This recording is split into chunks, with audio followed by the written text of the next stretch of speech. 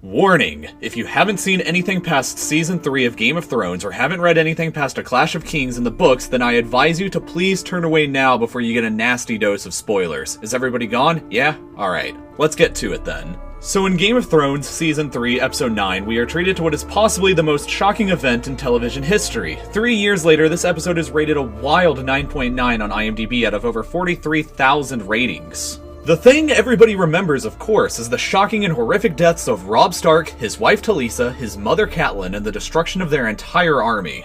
But the most shocking part of this to the viewers is that it happened at a wedding where they all assumed that they would be safe. What we instantly remember about our favorite fiction, however, we have forgotten about our own history. The events that actually inspired George R.R. Martin to write The Red Wedding happened in real history twice, and they were both in Scotland.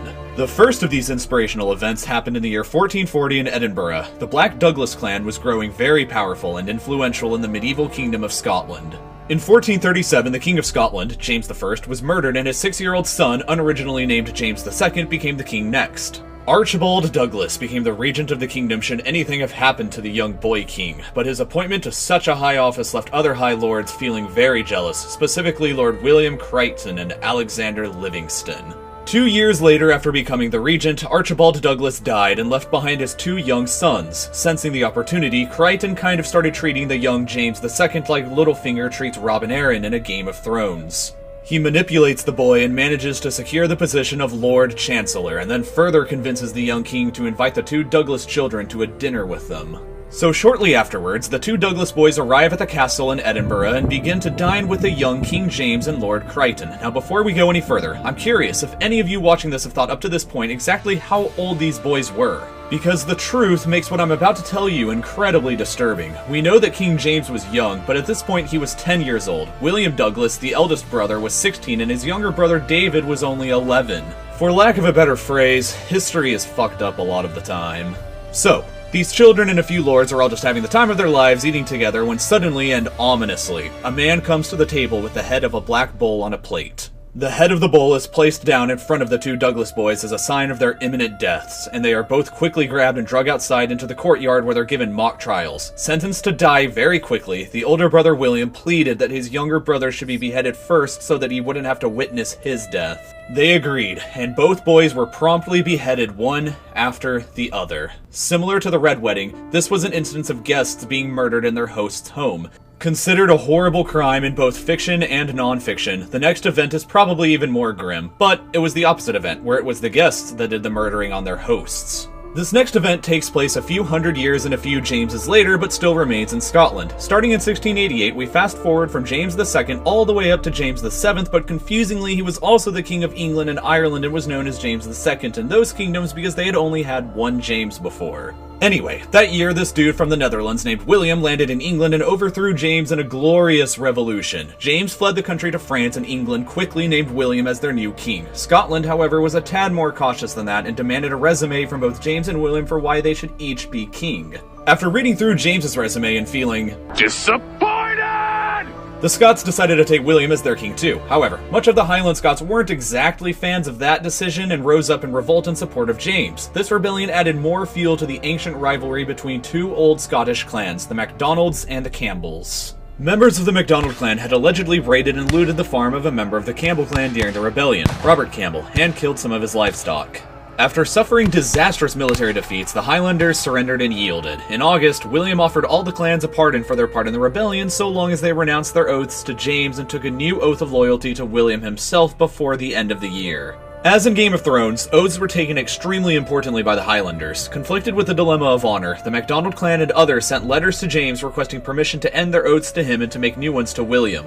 James hesitated for a while because he thought he may still have a chance, but eventually decided it was hopeless and finally sent letters back saying okay. This is 1691 though in Europe, so internet and instant messaging wasn't exactly a thing, so the letters took a long time to arrive. The MacDonald clan didn't receive their letter until the middle of December though, and true to procrastination I'm sure many of you are doing now watching this video, Alistair MacLean waited until literally the very last day before the deadline on December 31st to go out and deliver his oath. Alistair MacLean was the head of the MacDonald clan, and if you're worried about turning in something late, it's okay, because at least your life probably isn't on the line like this guy's was. So on that day he met with his governor named Colonel Hill, who told him that he wasn't qualified to hear his oath. Hill told him to instead travel to another city where a man named Sir Colin Campbell could hear his oath. Some of you probably know what the feeling "oh shit" feels like, and that has to be how Alistair MacLean felt. He left and tried to get there as quickly as he could, but he was held up by a bad snowstorm, and then this tool named Captain Drummond showed up, who detained him in a castle with his soldiers for a whole day just to delay him. After being let go from him, Alistair finally made it to the town, but he was 3 days late past his deadline. And then he had to wait another 3 days for Colin Campbell to make it back from his holiday. Finally, 6 days past the deadline, Colin reluctantly accepted the oath from Alistair. Things only got worse for him, though, when news of his late oath arrived in London. John Campbell and Archibald Campbell had a conversation with the Scottish Secretary of State named John Dalrymple. This guy disliked the Highlander Scots to begin with and thought the clan system was backward, so he wasn't hard to convince. Dalrymple managed to convince King William to sign an order to wipe out the MacDonald family in their hometown of Glencoe. Later in the winter of 1692, Robert Campbell, the guy whose farm was raided a few years ago, not suspiciously at all, shows up at the MacDonald family home with 120 other men. Robert says it's freezing out here, because it's winter, in Scotland, and there's nowhere else to stay. Alistair, being a nice guy, thinks sure, okay, and lets them all in. Guest rights are a huge deal in Game of Thrones. When Robb and Co. show up at the Freys, they are given guest rights and thus tricked into a false sense of security. The same happens here, but in reverse. These guests stay with the MacDonalds for 2 weeks before that tool Captain Drummond shows up again. Alistair probably would have thought, oh man, all of my enemies and hundreds of men are just showing up in my home. I think something is about to go down. Except Drummond remained hidden away from the others and brought the final orders from above to kill them all. That night, Robert Campbell and the others stayed up playing cards with their hosts and wished them all a good night. They stayed up until everybody was asleep, and then the slaughter began. The Campbell men went into the rooms and began slaughtering people in their beds. Alistair himself was cut down by swords as he tried rising from his bed. 38 MacDonald men in total were murdered in their homes by their own guests, and another 40 women and children escaped into the wilderness but quickly froze to death in the harsh winter weather. The Campbells burned the MacDonald houses to the ground, and the scene very likely resembled the immediate aftermath of the Red Wedding at the Twins, where the Freys and Boltons burn the Stark tents and massacre their men. If Game of Thrones truly goes the way of history, it's likely that justice will never be served, or at least be bittersweet. Murder under trust was considered the most heinous crime in Scotland, just like it is in Westeros. We hear Bran at one point say, "He killed a guest beneath his roof. That's something the gods can't forgive."